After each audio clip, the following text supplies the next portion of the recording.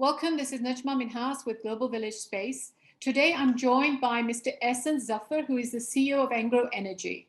Engro Energy is one of Pakistan's largest energy companies and runs the Ghadarpur plant, as well as is a partner in the Sindh Engro Coal Mining Company. Ahsan Saab, thank you so much for giving me time today. Thank you, Najma. Thanks for having me on this discussion. Ahsan, I'd like to start off by asking you that Engro Energy spun off from Engro Corporation. Now, Engro Corporation, of course, has been very well known in the fertilizer and chemical sector. What made you go towards energy?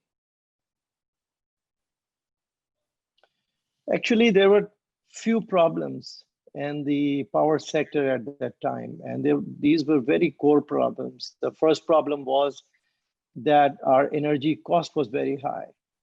The second issue was that there was, at that time, there was a deficit.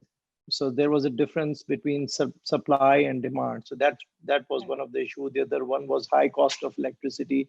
And the third thing was reliance on imported fuel, which was draining our foreign reserves. So there were three critical issues, all stemming from the power sector. So that was the reason, because our company's vision and aim is to address pressing issue of our times. Okay. So this was the context in which we decided that we should go into power sector. So it was the fact that the country was suffering all these things that made you as a company decide that there is a vacuum in this particular area. And therefore you decided to enter that area. Now you're working on the power plant as well as the Sindh Engro Coal Mining Company, and third plant we've been hearing about for decades. It took a very long time before you finally, I think, became operational last year. Why did it take so long? Najma, it's a long story. Actually, it took us 10 years to reach where we are today. First of all, we realized that there is a big reserve in Pakistan. It was discovered, or at least few companies from China came here, and Geological Survey of Pakistan, along with Chinese companies, they found out that there is a big reserve. But then there were lots of issues. There was no infrastructure. There were no roads, no water, no tariff regime. Nothing was there. There were times that when we thought that this project would never happen, and we reached to a stage where, had it was not the employees who had full faith in this project, it would have never happened. So we actually took a leap of faith. What year was that, when you almost lost faith? When we almost lost hope was, I think, 2012 or 13. But then we took a leap of faith. And because we thought that we had this burden of hope of the entire nation on our shoulders, and this nation of 220 million people deserves cheap electricity. And therefore we thought that this country need an indigenous resource which could provide energy security to this country. And that's why we said we have to do it. So you started formally last year. What capacity are you running at right now? Our commercial operations, yes, happened July last year. And this is an integrated project. We need to understand what kind of project is this. So third project, when you talk about, is is popularly known as third project, but it has a mine and a power plant running. Mining capacity is around 4 million tons, on a yearly basis. And it is running at full capacity right now since last year. That's the mine. But this is just the mine first phase, and then it will extend to the second phase and the third phase and the fourth phase. It's an economy of a scale game. Right now, the coal price is slightly higher, but as you keep increasing the mine and keep expanding the mine, the cost of the coal will keep coming down. So that's the mine. And the associated power plant is a 660 megawatt power plant, and we started supplying the electrons into the grid just last year. And these are two different companies. These are two so different companies. So the Qadirpur is the power plant company. No, let me just explain it to you, Najma. Thank you for asking this question.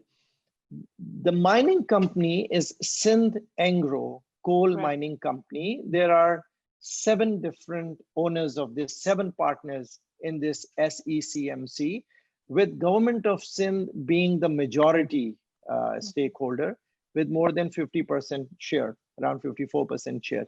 And then there are other 6 partners, and Engro is one of them.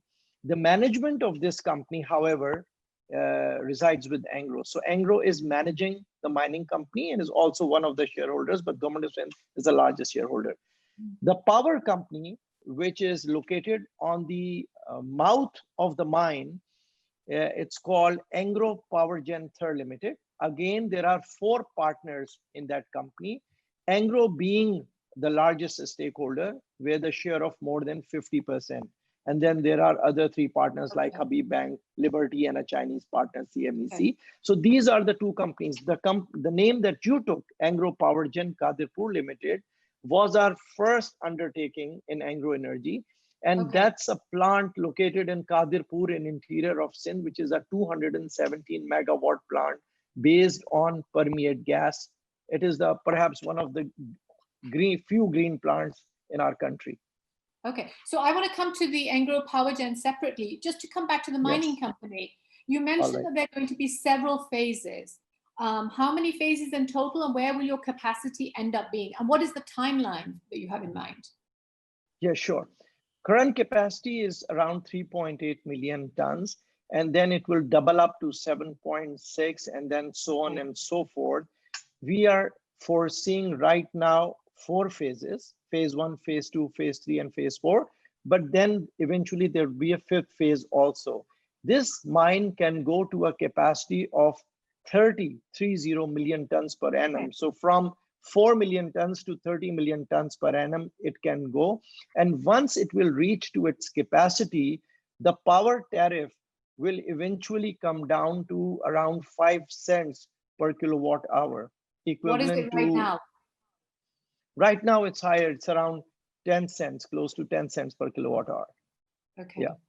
Yeah. So it will gradually come down in that ballpark number. So that's the answer to your first question. And the timeline to it is we have already completed the first phase last year. And Najma, that was, much, much more important because that was proof of concept. There was a myth around this coal. People thought that perhaps there is no coal, or if there is some coal, it is of very poor quality or something. People used to ask me these questions again and again. And I used to tell them that, look, we have the 7th largest reservoir of coal in the world. We are sitting on top of it. And the quality of the coal, which is actually lignite, is ideal for power production. Yes, we understand that it is low on calorific value, but this kind of lignite is the fuel which is being used in Germany, in Czechoslovakia, in most part of the Western countries. It's widely used. So it's ideal for a mine mouth power plant. So you just mentioned it's the 7th largest coal reserves in the world that we have in Pakistan. Are they all based around Sindh?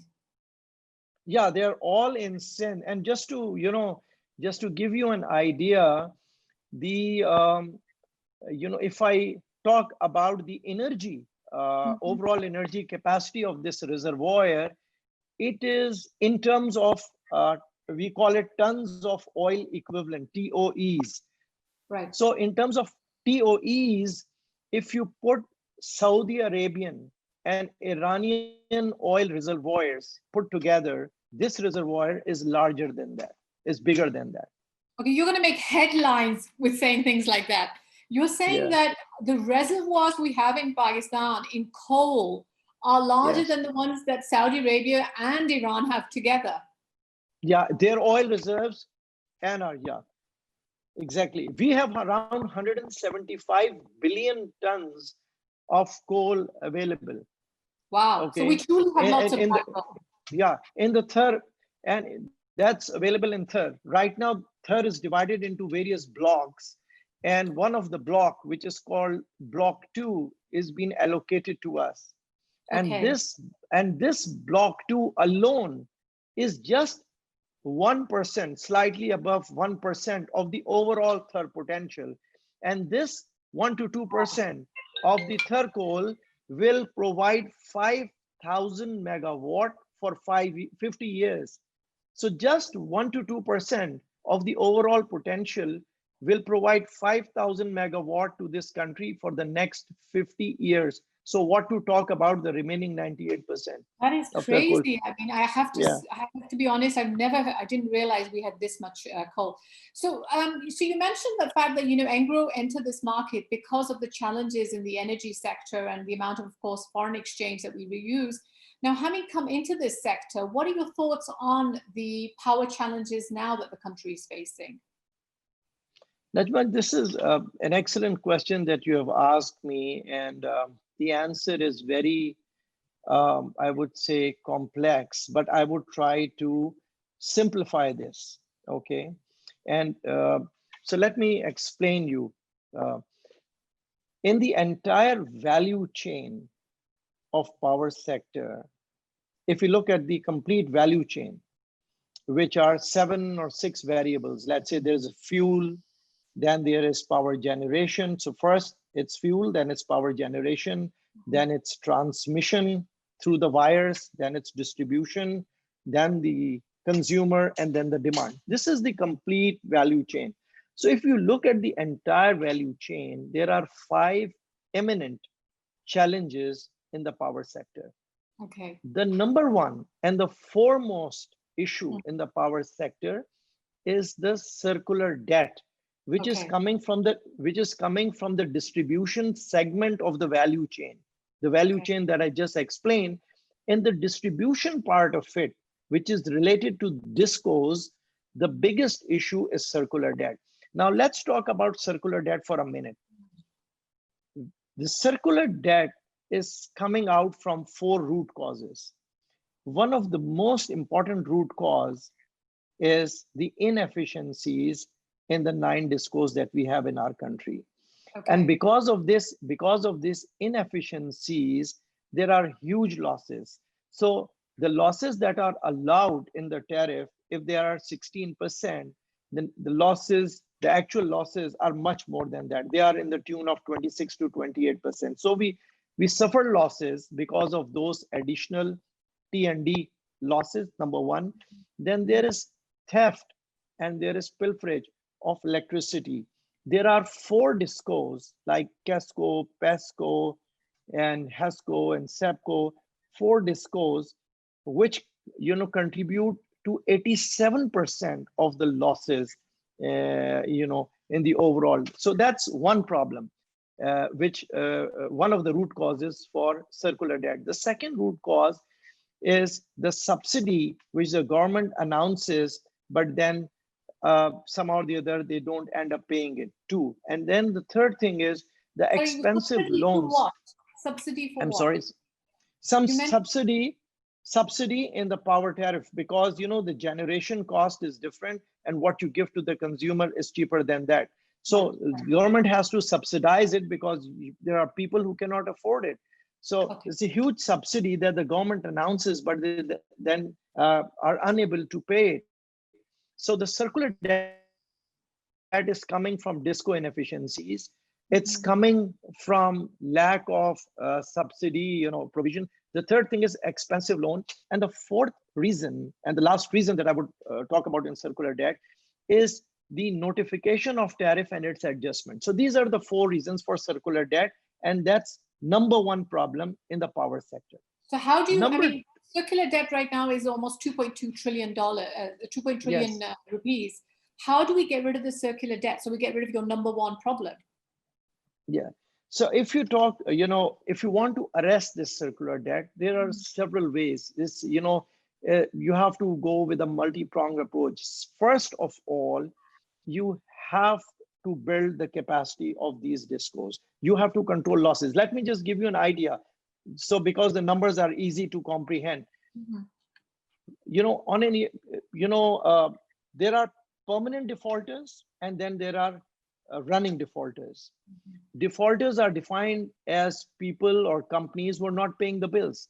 So around 100 billion rupees is the total of permanent defaulters, the people who have either died or the companies who are out of business. So that should be declared as a bad debt, number one. Then there are running defaulters. Running defaulters are the defaulters which people who just don't want to pay. They get the electricity, but they say, हमारे यहाँ तो ये बिजली का bill pay करने का रिवाज नहीं, something like this. And it's just a law and order issue. It's a governance issue, law and order issue. So if you involve provinces in the management of this, I'm not saying that you completely hand over the discourse to the provinces. And I'm also not suggesting that you privatize all of these, but you develop a model which is like a public-private partnership model similar to SECMC, the mine that I talked about. Involve provincial government in establishing the writ of the government and establishing the law and order to recover the money from the people who don't want to pay the bills. So that's one and foremost. How would you do it? There are several ways that you can achieve it. So number one, you increase the, you build the capacity of these discos by bringing in professional people or giving the management of these discos to corporate entities, whosoever. So I'm not talking about the company that I'm representing, any other company in the country, you know, who has this professional and management expertise, let them manage any disco, number one. Then you improve the hardware of these companies. Two, and then you involve the provincial government to improve the law and order. If you start taking these actions and focus on discos, you're big. Let me just tell you, in 2000, by the end of 2018, 60% of the circular debt was coming out of the disco inefficiency that I'm talking about. And that's the reason you're asking me a question about circular debt and I'm talking about disco inefficiency, because 60% of the circular debt is coming from disco inefficiency. That's one of the things that you should do for arresting this. Okay. Yeah. So to come back to your value chain, you mentioned the value chain and circular debt was just one part of it. Yeah. So I was talking about 5 imminent challenges, and the foremost was the circular debt, which is coming from the distribution sector and the discos. The second one is the excess capacity.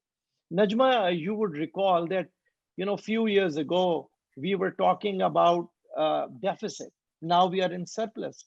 This is not the first time our country is seeing it. This is perhaps the second or the third cycle in which first we talk about shortage, then all of a sudden we talk about surplus. And let me tell you, are we talking about surplus electricity being made? Surplus, yeah, surplus electricity, surplus generation being made, yeah, surplus electricity. So why do we still have load shedding then? So this yo-yo up and down happens because there is no independent planner. Planning is being done by so many entities. Planning is being done by the Planning Commission, it's being done by so many other entities. But it should be done by an independent entity. And this should be done in conjunction with the industrial planning also. So your power generation planning and your industrialization planning should be hands in glove with each other. They should complement each other, which is not happening. So now what's the situation? The second issue is the excess capacity right now. We worked on several scenarios. We looked at a GDP of 7.5, 5.5, and let's say 4.5. Right. So let me take the example of a 4.5% GDP scenario. In this scenario, by 2025, we would end up with a surplus of 3,500 megawatt. And we took a very bullish approach on demand. And bullish approach on demand would mean what I'm saying, 4.5% GDP. Right now, if you talk about IMF or World Bank forecast or forecast from any other entity, the forecast is not suggesting a 4.5% GDP. It is suggesting much less. But we took a bullish approach and we said everything will be fine and the country will, inshallah, तरक्की करेगी. We didn't see Corona coming. Yeah.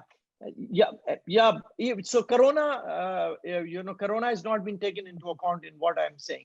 The second thing, our second assumption was a conservative approach on new plants coming up. So हमने दोनों extremes लिए, a bullish approach on demand and a conservative approach on new plants coming up, so that we will come up with something which is the actual true number. Number इससे बुरा हो सकता है, इससे बेहतर नहीं हो सकता. And we came up with the fact that 2025 में 3,500 megawatt would be surplus electricity. और अगर आपका GDP इससे भी कम हो जाए, 4.5 से let's say 3.5 हो जाए, तो 2025 से यही surplus will go to 2026 and 27. So for the next 5 years, you have surplus power available in the country. So what we should be doing? We should not put up new plants at this time, or we should defer the completion of the plants, for the next 2 years. हमें उनकी planning करनी चाहिए, plants को, जो नए plants आने वाले हैं उनको थोड़ा सा delay कर देना चाहिए ताकि match हो जाए. I understand. So how many plants are on the almost completion phase now that you think that we should delay? Then another, the plant which are in progress, you can't delay them. So another 10,000 megawatt is coming up very soon.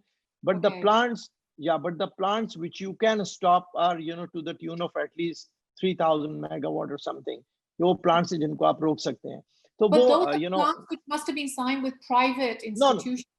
No. Those are plants which have not reached their financial close. Okay. These are the plants which have gotten LOIs or LOSs, but they have not achieved their financial close. They are in the project development phase. Government should call those investors and tell them very frankly that, look, guys, just defer this investment for certain years. We would definitely be needing your support. And, investors say baat kare, or that support would be needed when industrialization will kick in. So, second मैंने बात कर रहा था excess capacity की. This excess capacity, we need a centralized, independent planning agency to plan so that we don't end up the way we have just ended up कि हमारी कभी surplus कभी deficit. Number one. And second thing is कि excess capacity जो आ रही है, आप कोई नए plant ना लगाएं. और lastly, whenever you'll put up a plant now in the future, it should be based on indigenous fuel or renewables, one of the two. या तो आप अपने मुल्क के indigenous fuel पे depend करें, which will be a cheap fuel and you don't have to rely on foreign supply chain, dollar fluctuation, dependency on all these external factors. आपका अपना ही resource हो, या वो लगाएं या renewable लगाएं. इसके अलावा imported fuel पे नहीं जाना चाहिए. 10,000 megawatts that's due to come online, how much of that is renewable, or is it all imported fuel? Very less is renewable, but most of it is, other thermal. So these are the two challenges out of the 5. The third challenge is the low demand. So हमारे यहाँ, the issue is low demand. And if you ask me, what is the real issue out of all of this? In my opinion, सबसे बड़ा मसला ये है low demand का.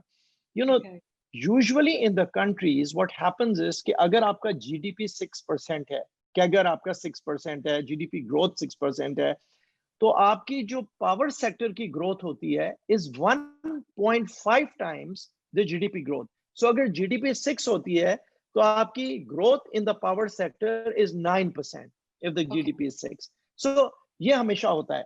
हमारे मुल्क में, if I look into the best years ever, this has gone to 1.3, 1.4 times. ऐसा रहा है इसी number में. But if you look in the previous 7-8 years, आप उठा के देखें, तो ये situation, opposite रही है. It is less than 1%. So GDP is growing faster and the power sector is not growing. और उसकी वजह से हमारी demand नहीं बढ़ी है. और हमारी demand, for example, let me give you numbers. अगर आज हमारा 123 terawatt hours के करीब overall demand है, अगर ये 123 से 163 होती, तो यही capacity payment जो आज लोगों को ज्यादा लग रहा है, this capacity payment would have been 25% lower with a higher demand. So the issue is कि हमारे यहाँ जो electricity की consumption में growth आती है, वो domestic sector से आती है. घरों में एयर कंडीशनर से आती है, डोमेस्टिक में और कंजम्पशन से आती है, सर्विसेज सेक्टर से आती है। लेकिन जो मैन्युफैक्चरिंग सेक्टर है, जहां रियल पावर ग्रोथ होनी चाहिए, डिमांड ग्रोथ होनी चाहिए, वो नहीं होती। और उसके अलावा भी अगर फैक्ट्रीज लग रही हैं तो वो अपनी कैप्टिव पावर लगा रहे हैं।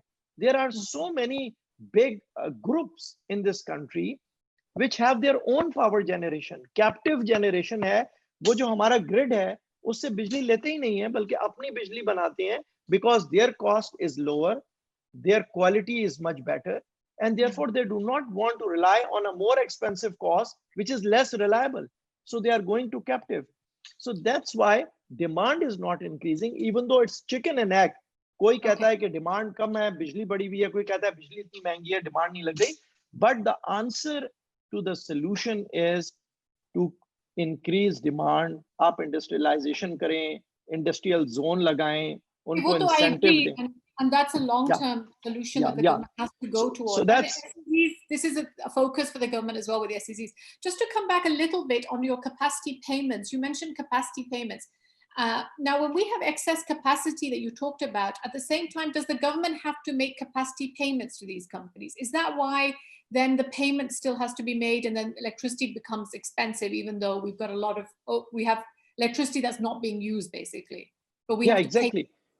Yeah, you have to pay when for the idle power also. So the consumer is paying for the power that they're using, and they are also paying for the power which is not being used, because issue is coming from the demand. These power plants were put up anticipating that there would be demand, or ye sare power plants will be kept running, and ye sari bijli use hogi.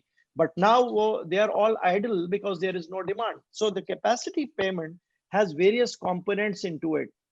Excuse me. When you talk about capacity payment, we are talking about debt payment to the banks. We are talking about their tenure and the spread. We are talking about the return on equity to the investors. And then we are talking about the insurance and the financial charges and all of these things. So if you want to reduce the capacity payments, there are two formulas for it. Number one, Jin plants की debt अभी pay नहीं हुई है, you can always negotiate with the banks and the lenders and perhaps increase the tenure of the debt. So instead of a 10-year loan, make it 20-year loan. Kyunki agar 10-year government should be negotiating, or you're saying the companies can negotiate? Whoever is entered into the contracts. If these are government projects, then the government, it will be G2G. But if these are with the private companies, then the private companies IPs will talk. The thing is कि जो front loaded debt payment है, यानी first few years में you have to give यानी 10 साल में अपने पूरा का पूरा लोन अदा कर देना है. वो 10 साल में ना पे करें, 20 साल में पे करें. That's one thing. Second thing is that the spread, the interest rate is high, and that should be negotiated, and we should try to bring it down by a little bit. थोड़ी इसकी fine tuning होनी चाहिए. ये दूसरी चीज है. उसके बाद return on equity है. Return on equity में, you must have heard there were negotiations with the IPP of 2002 policy and 1994 policy, and renewable उनके साथ negotiations हुई, and not retrospectively, but going forward, looking forward, there was a request made by the government of Pakistan, by the power sector, that the investors should look into it and they should try to consider that Pakistan is a problem. Najma, before I say this, we all need to understand that power sector has huge problem. Problem is ballooning. It is ballooning. And this situation is not sustainable, neither for the power sector nor for the country.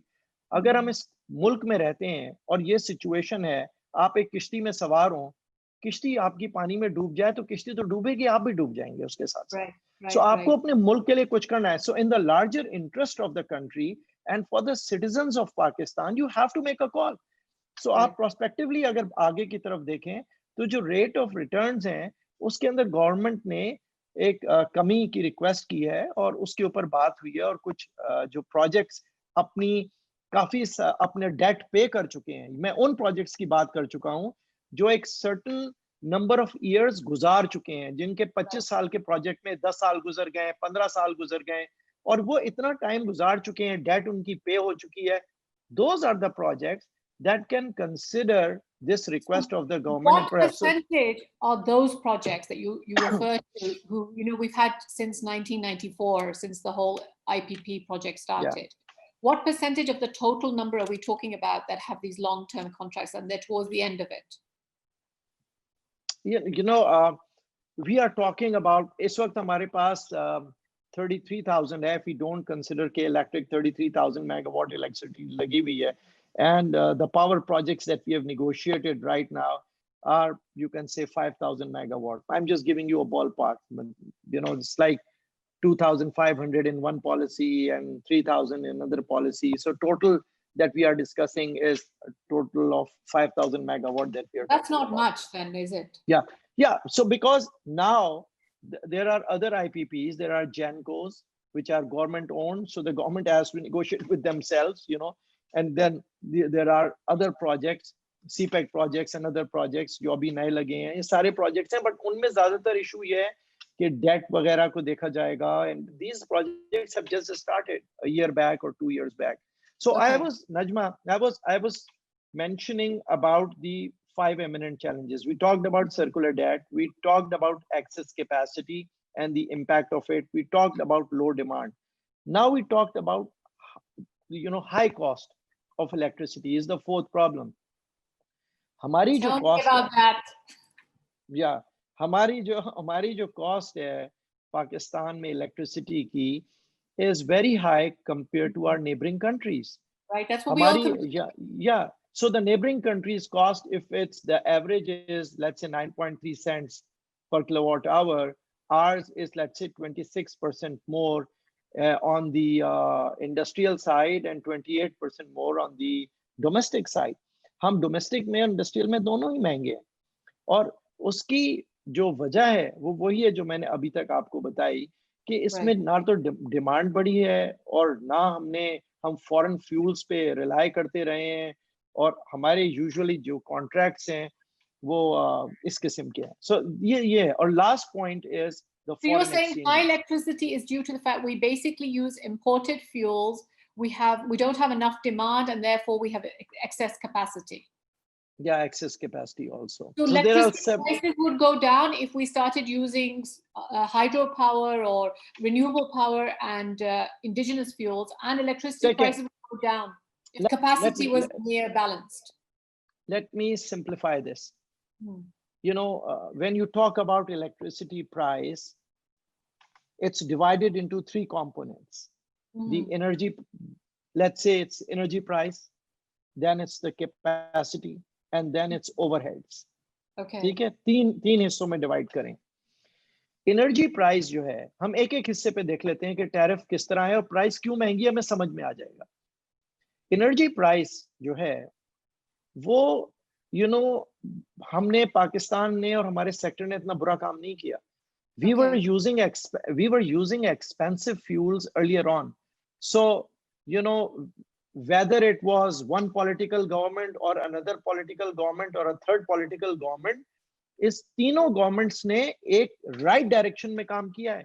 और जो energy component पहले expensive होता था वो अब बिल्कुल कम होता चला जा रहा है. So therefore we are going in absolute right direction as far as energy price is concerned, and with indigenous fuel coming and for example third coal mine expanding, ये EPP जो है एनर्जी प्राइस कंपोनेंट ये और नीचे से नीचे होता चला जाएगा. तो ये मैंने 3 में से आपको एक बताया, इसमें कोई मसला नहीं है.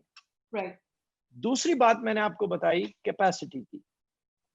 क्या कैपेसिटी की वजह से बिजली की प्राइस ज्यादा है? जी बिल्कुल ज्यादा है, बिकॉज आइडल कैपेसिटी है और आप आइडल कैपेसिटी सरप्लस है उसके पैसे दे रहे हैं. और उसके अंदर 3 चीजें हैं जिनको अब आप कंट्रोल करें.